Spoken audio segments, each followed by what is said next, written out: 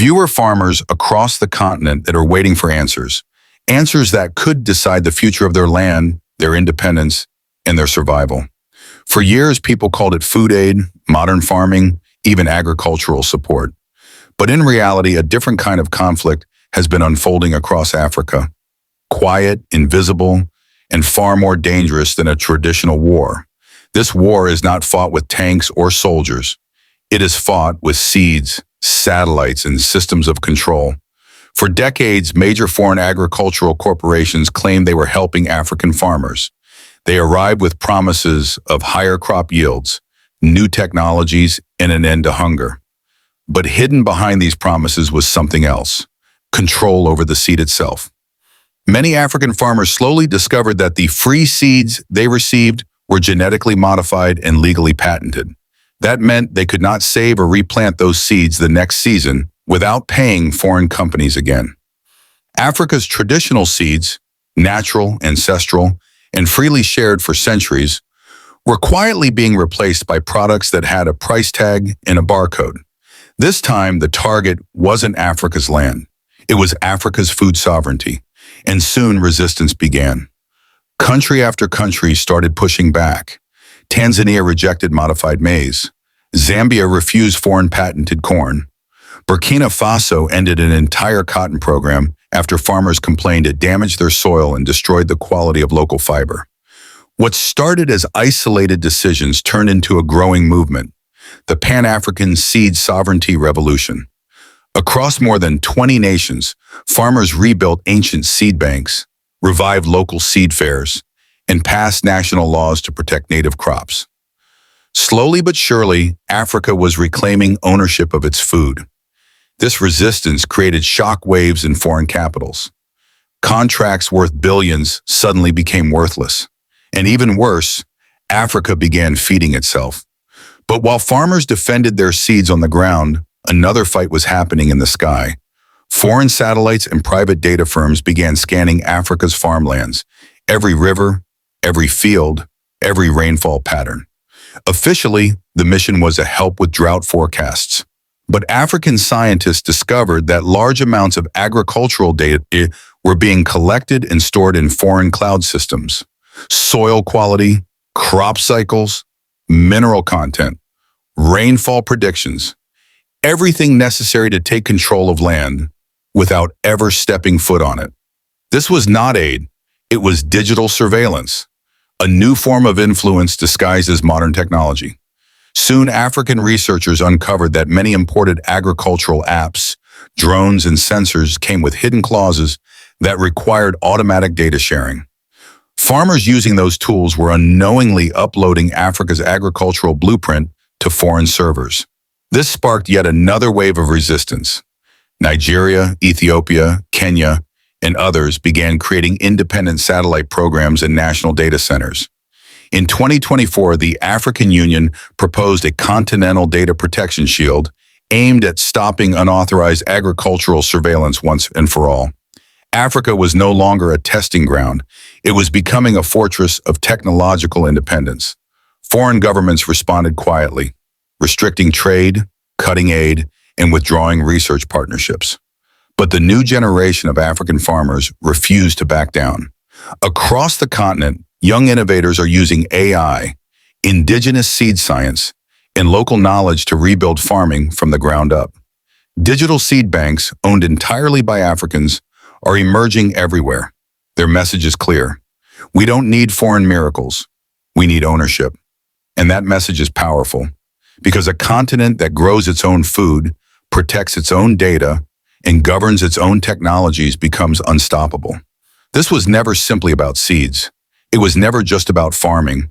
It was always about who controls the future of hunger, technology, and power. For generations, foreign powers built influence through oil and money. But today, the world runs on data and DNA, and Africa has begun reclaiming both. By refusing to depend on foreign seeds, Africa rejected a system designed to keep it locked in dependency. They called it charity, they called it development. But Africa saw the truth. It was control. Today, from the soil beneath our feet to the skies above our heads, Africa is taking back what has always belonged to its people. This is more than a story about farming. It is a story about freedom. And for the first time in modern history, Africa is choosing its own future instead of having one assigned to it. Across the world, powerful agricultural industries are watching this shift with growing concern. For decades, major foreign corporations believed Africa would remain dependent on their patented seeds and imported technologies. They invested billions expecting permanent influence, but those expectations are falling apart. In 2023, Ethiopia refused to extend a $500 million GMO licensing agreement. In 2024, Nigeria rejected a patent renewal request from a foreign biotech company, calling it a threat to national security. And by 2025, 10 African nations united behind a new continental seed registry, a system that blocks any foreign seed patent unless approved directly by the African Union. For Africa, it was a declaration of autonomy. For Washington, it was a shock unlike anything they had seen before. To protect this new independence, Africa created something revolutionary: the Pan-African Data Shield, a digital fortress built to regulate and filter any external attempt to access African agricultural data. Every drone image, every soil report, every digital crop reading now passes through encrypted African systems. For decades, foreign research agencies studied Africa's farmlands with little oversight. Today, those requests face one simple answer: access denied, because Africa finally understands that data is value, and whoever controls the data controls the food system. One of the leaders of this digital transformation is Amina Moyo, a 28-year-old data scientist from Tanzania. She directs one of Africa's first AI-based agricultural defense programs, known as Project Earth Pulse. Her system, trained entirely on African data, can predict droughts and pest patterns with unmatched accuracy. But the real shock is this: she built everything using African servers, African code, and African funding. No foreign agents, no foreign permissions. Her message is simple: Africa never lacked intelligence. We only lacked ownership. As these innovations grow, new alliances are rising. In 2025, 14 African nations signed the Agritech Compact, an agreement to share satellites, digital tools, and AI infrastructure. Their mission is clear: to manage Africa's seeds, soil, and agricultural information independently for all 1.4 billion of its people. The alliance's motto summarizes the entire movement: no food without freedom, no freedom without control of data. At the same time, African engineers are building partnerships with India, Brazil, and South Africa, nations tired of Western monopolies, to create open-source satellites and seed technologies. A new global coalition is forming quietly, a South-South agricultural alliance shaping the future far from Western headlines. Meanwhile, legislative halls in Washington are filled with concern. Committees now talk about Africa's data threat. Lobbyists are pushing for new agreements disguised as partnerships. But African leaders know the pattern: offer aid, influence the market, then control pricing. This time, the script failed.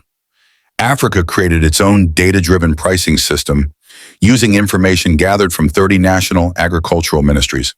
And for the first time, Africa sets the value of its cocoa, maize, coffee, and cotton, not distant financial markets.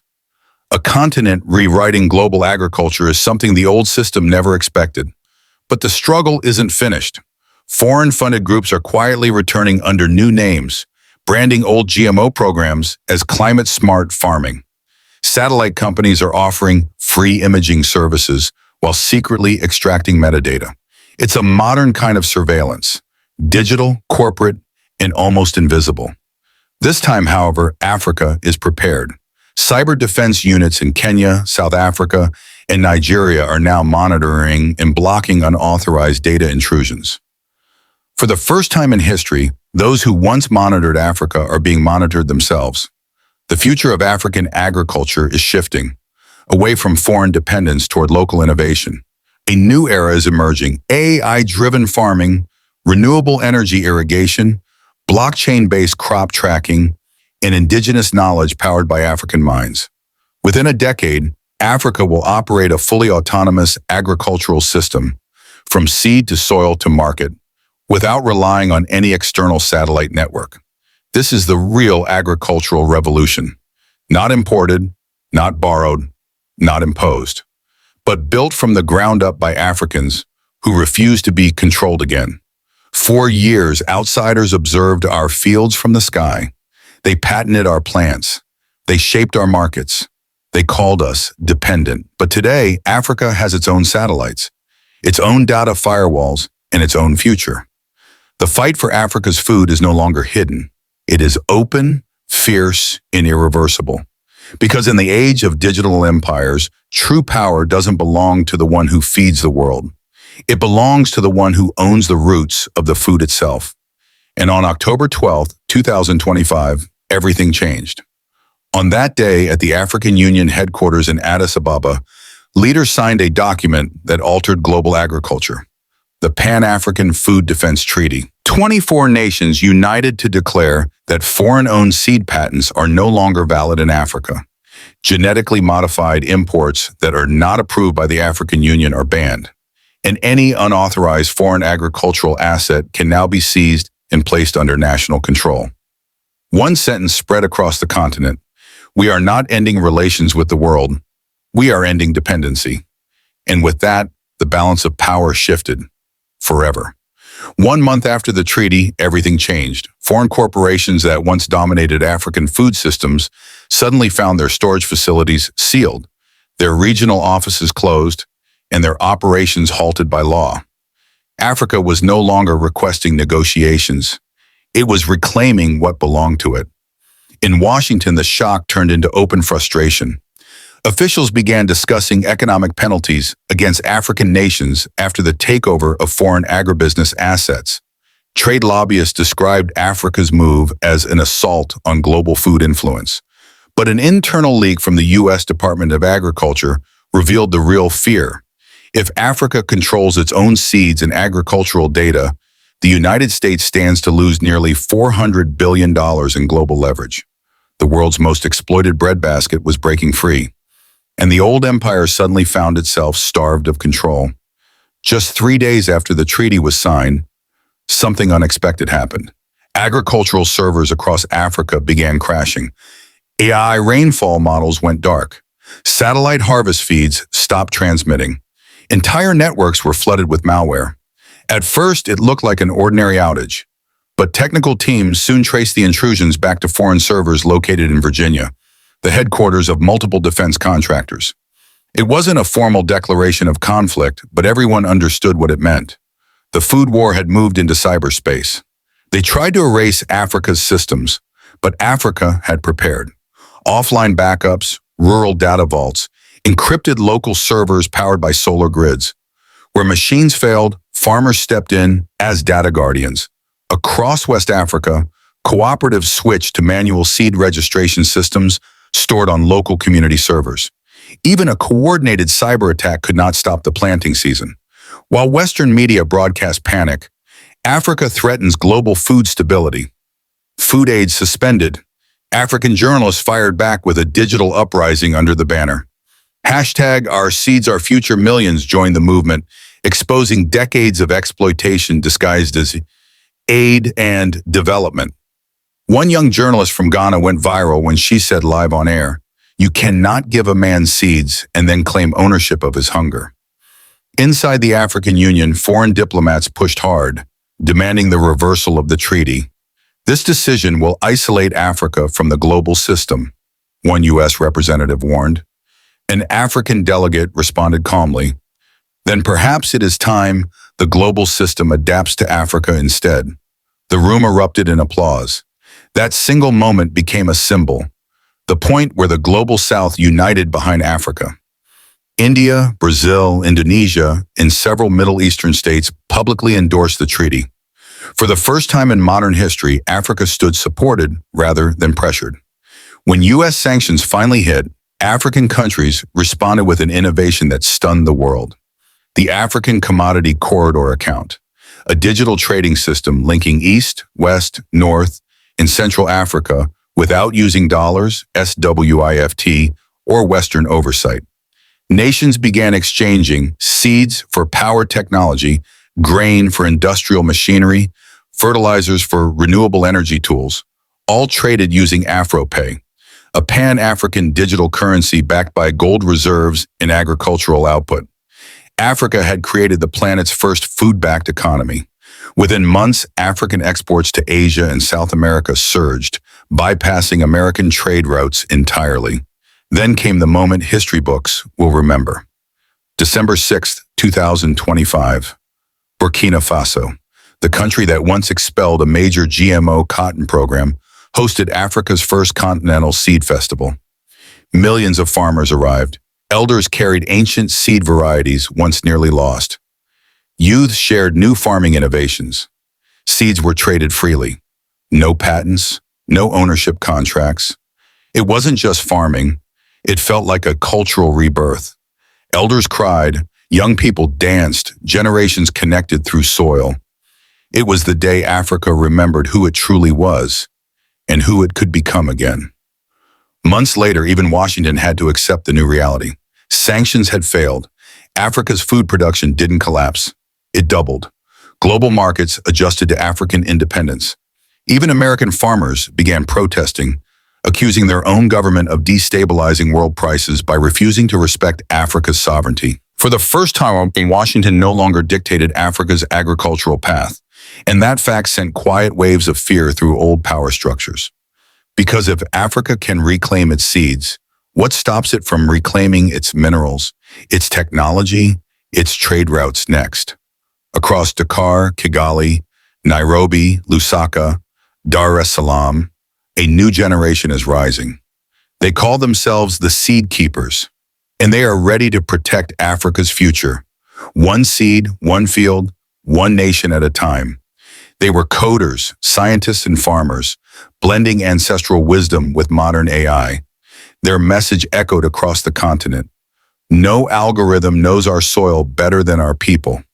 What began as a treaty had become a continent-wide movement. Universities established programs on seed independence. African youth operated their own agricultural satellites. And Africa's new global exporter wasn't a corporation. It was the continent itself. Foreign powers had tried to dictate its future by controlling seeds, scanning soil, and rewriting Africa's destiny in unfamiliar languages. But Africa took back the pen and began writing its own story. The day Africa reclaimed its seeds wasn't a rebellion, it was the birth of food sovereignty. Under the same stars that once watched over plantations, a new Africa was rising, harvest by harvest. In this century, power no longer comes from force. It comes from ownership. And Africa now owns its soil. Africa owns its skies. Africa owns its tomorrow. They expected Africa to always depend, to borrow seeds, borrow tools, borrow hope. But the soil remembered. It remembered every ancestor who farmed it before colonizers arrived. And with that memory came strength. This was never just about refusing Western seeds. It was about reclaiming a destiny stolen for generations. In 2025, Africa activated its agro-intelligence grid, a continent-wide system tracking rainfall, soil quality, and crop yield using African satellites and African AI. No foreign cloud access, no external gatekeepers. When we control our food data, we control our future, said the AU Agriculture Commissioner. Washington called it a crisis. Africa called it independence. Inside the U.S., think tanks panicked. Committees questioned why Africa was pulling away. Leaked memos revealed a new term, food sovereignty threat. But African farmers weren't anti-West. They were simply pro-Africa. Across the continent, messages spread like wildfire. If we can feed ourselves, we can free ourselves. In rural Mali, an elderly farmer named Assaada held a seed her grandmother once planted. They called this seed weak, she said softly, but it fed kings. Those words echoed across Africa. Heirloom seeds returned. The land revived. Harvests increased without foreign modification. While billions were spent elsewhere promoting GMOs, Africa quietly succeeded through unity, cooperation, and wisdom. Farmers from Asia and Latin America began asking, how did Africa do it? America once ruled food politics through dollars and data. But Africa was building power through soil and software. When the African Continental Free Trade Area integrated agricultural AI into its economic framework, everything became clear. Food was no longer an industry, it was a strategic shield. For the first time, Africa had the shield in its hands. American corporations that once dictated prices were now forced to negotiate on Africa's terms. The seed struggle had become a global chess match, and Africa was finally several moves ahead. This was never about rejecting the West. It was about honoring identity. Africa was the world's first farmer. Long before satellites, it read the stars. Long before laboratories, it had its own science. Long before patents, seeds belonged to the people. Now that truth had returned. So when they say Africa rejected foreign seeds, they misunderstand. Africa simply remembered, because whoever controls food controls life. Whoever controls data controls destiny. And together they create the true currency of the future. Freedom. The United States called Africa's shift a setback. Africa calls it rebirth. A rebirth that doesn't ask for permission. A rebirth planting a future the world will depend on. The soil that once built civilizations is now building sovereignty. They tried to own it. They tried to rewrite it. But Africa has taken it back. Because the land never forgets its children, and history never forgets a revolution born from the earth.